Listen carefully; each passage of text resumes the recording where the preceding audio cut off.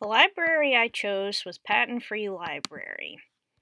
They are located in Bath, Maine. Bath, Maine is not too far away from where I live, so I chose that one just simply based off that fact. Patent Free Library is very accommodating to special people. They're great for anyone who really just wants to go in and work by themselves or with others. It's got a great population for teens and children. The children's room is amazing. I hope we have to get to talk about that at some point, because that place is amazing. The art is amazing. Patent Free Library is also known for their historical areas, as well as being very accommodating to many types of people. They are accommodating in that specialty animals, such as service animals, are allowed to come in. I don't know why I was surprised by that, but I was. It's pretty awesome that you can bring your service animal into a library. I didn't see any on my visit there, but I'm sure that's happened many times. To get upstairs, there's an elevator right next to the stairs. It's got braille and bright colors and bold words so that you very easily know where it is. Obviously, you'd probably have someone with you to help you out and to show you around. They have a very good parking area for many types of people. The parking lot isn't very big though, so get there early. They have a couple spots near the door for people that have disabilities or other such things. The fire lane, of course, if you need to drop someone off, is optional, though no one's condoning that. But, it happens. There are at least 4 entrances that are, of course, more accessible than others. Many of them require stairs. The one on the other side of the building, away from 3 of the main entrances, requires you to go up at least, I would say, 24 to 40 steps. It's quite intense for normal people, and it's wicked intense for someone who can't walk very well or walk at all. The stairs are accommodating inside to make sure that you don't slip and fall. There are many benches throughout for sitting on if you need to, though I did. I know I did. I don't identify as disabled, but I enjoyed sitting on the seats myself. And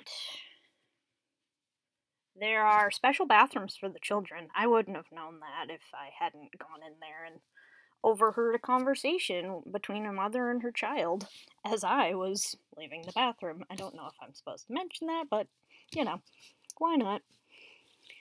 For informational stuff, they have flyers throughout the whole place with varying informational texts for events, for help wanted, for awareness. There were a few. This week they have a Spanish teaching class. I thought that was pretty cool. Along with, being aware of sexual assault. It really just did a great job. So many things on the wall. I was probably the only one in the whole place looking at it. I got a few weird looks. I really think this place accepts just about anyone. They try their very best with this building the way it was made. It, of course, is a historical building, so it wasn't always the most accepting, but that's just my input based on what the building looks like. It's beautiful in there, though. There is one automatic door for entrance. I don't know if there were more, but I didn't see any. There were a lot of ways to get in and out. They really want to make sure that you can get in from whatever way you can, because Bath is busy and has parking issues often. It's just wonderful. And as for the walkways in and around the building, those are pretty awesome too. Here are a few pictures of the things I just said. There's the elevator. If you can, there's a Braille sign right below it, but you really can't see that very well.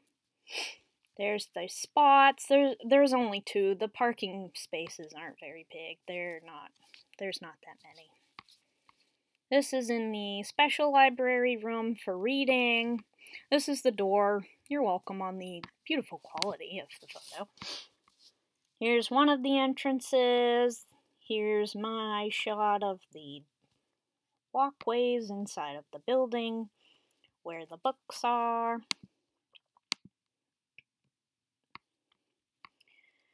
The problems are, this place is dark. It's just dark. There are a lot of places in there that aren't dark, but there are a lot that are, and I even had trouble seeing some of the things that were written on there. Though the working rooms are bright, which is good, the areas with the cubbies in them, they're bright. They have really awesome windows that you can look outside and see what's going on. Though they can't see in, which is awesome too. The cubby areas, which is what I like to dub them, / workstations, is right off of the children's wing, which can be an adjustment if you're not used to hearing tiny little children running around. It's pretty cute though, so you get over it.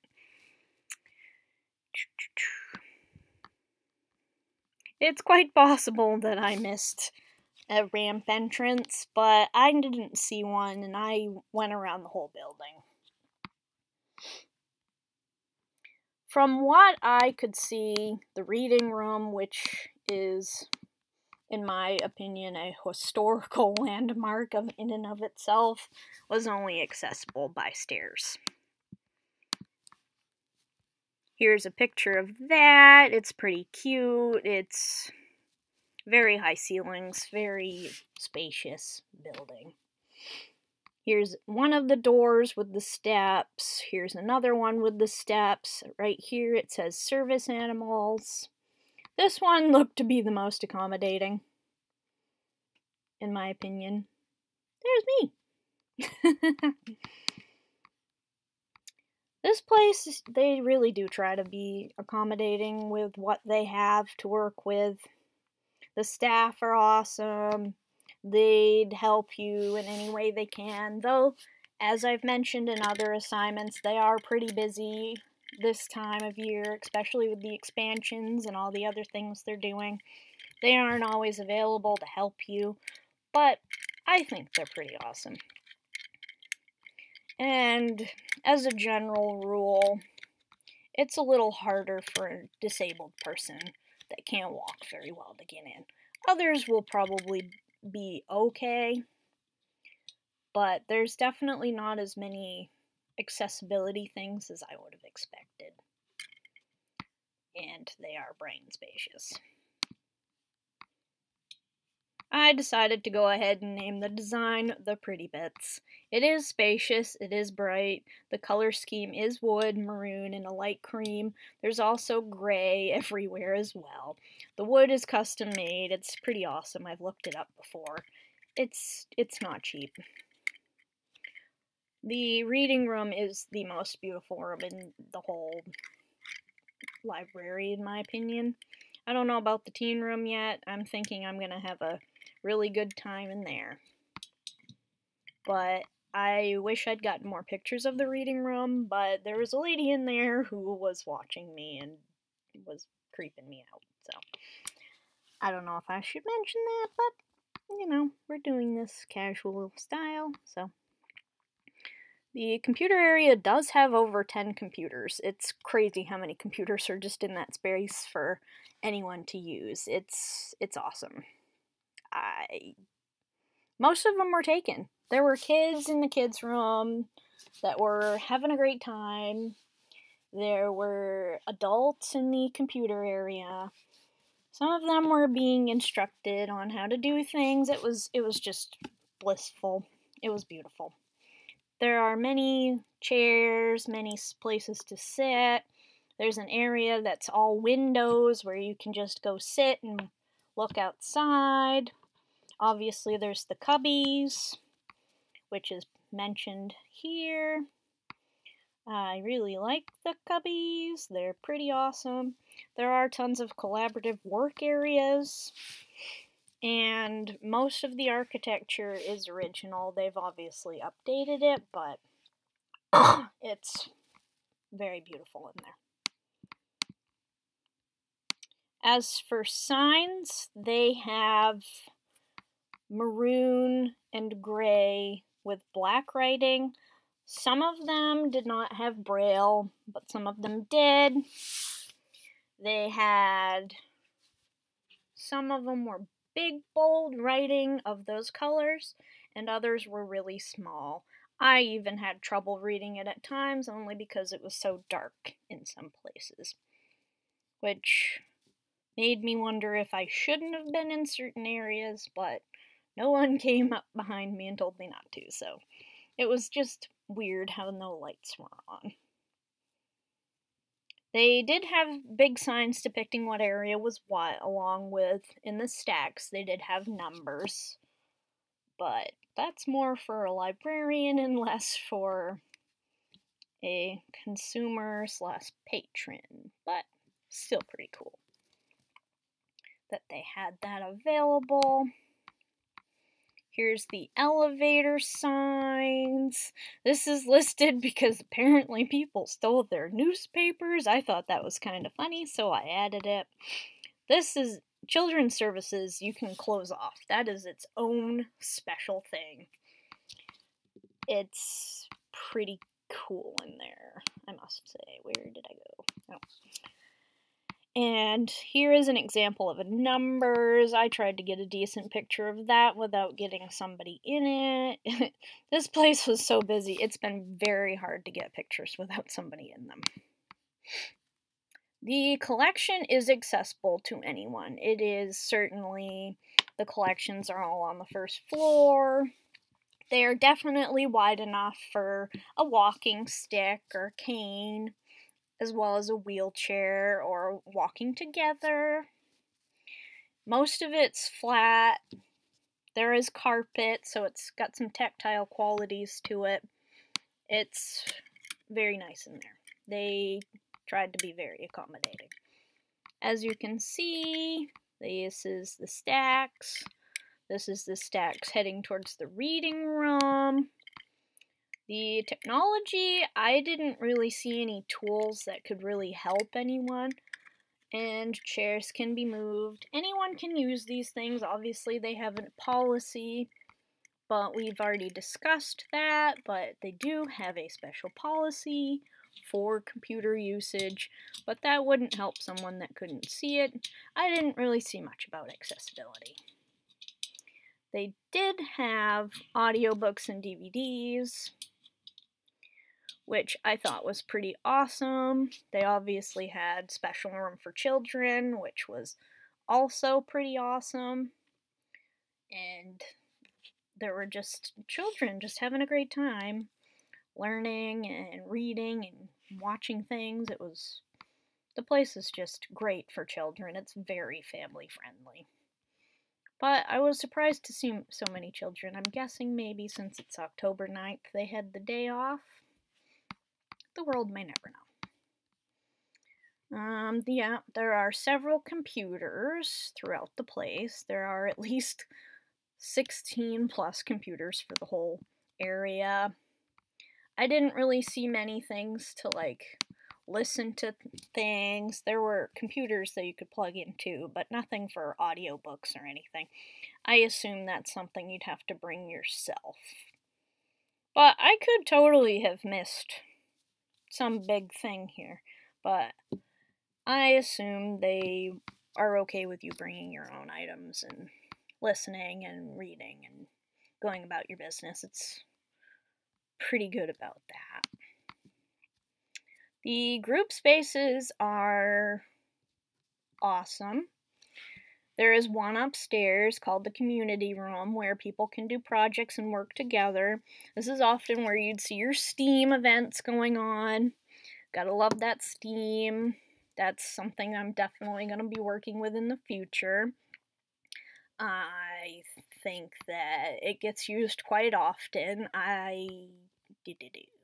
There are tables to work at on the first floor with chairs. There are tons of seats. I can't say enough how many seats there are. There are a lot. And most of them were taken, except for the cubby spaces. Those were very quiet. There is one designated area for people downstairs to work where there is a closed off area. It's glass. It's all see-through, where you could work together and still feel a sense of separation between the other area, which is the computer area, versus that little area. It's only got one table in it. I didn't see anyone in there today, but I imagine it's a great place to go to get some instruction or work together. They do have a book a librarian thing, which is pretty awesome. You can book them for an hour every week. Apologies for the person being in the photo. It's very hard to not get someone in the photo.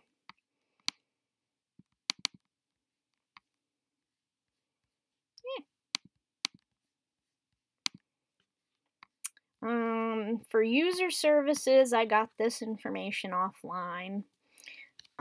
There wasn't much about special accommodations for disabled or otherwise people. There are borrowing rules, which is good to have online since most people are literate online, but there are, of course, people that aren't, so it's listed elsewhere as well. Book a librarian, I already mentioned, but it looked like a lot of people were using that. I think a couple were actually using it today. Ebooks and audiobooks, they are subscribed to a cloud library, which is online and will allow you to have access to both those things as long as you have your library card. And Patent Free Library is big on museums. They are just big on it. They are big historical buffs. They are pretty awesome. They have special collections right in their unit of historical significance. I did not write down what they were, but there are 2 historically significant bits in this library. I will link to that below. They also allow you to print and fax, which is great if you don't have one at home or want to get something out.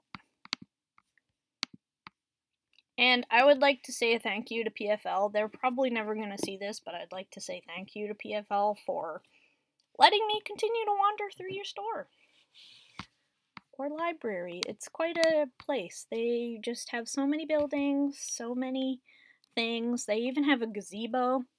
I've even taken my prom pictures there. They're just so accommodating to everyone. Thank you. Boop, boop, boop, boop.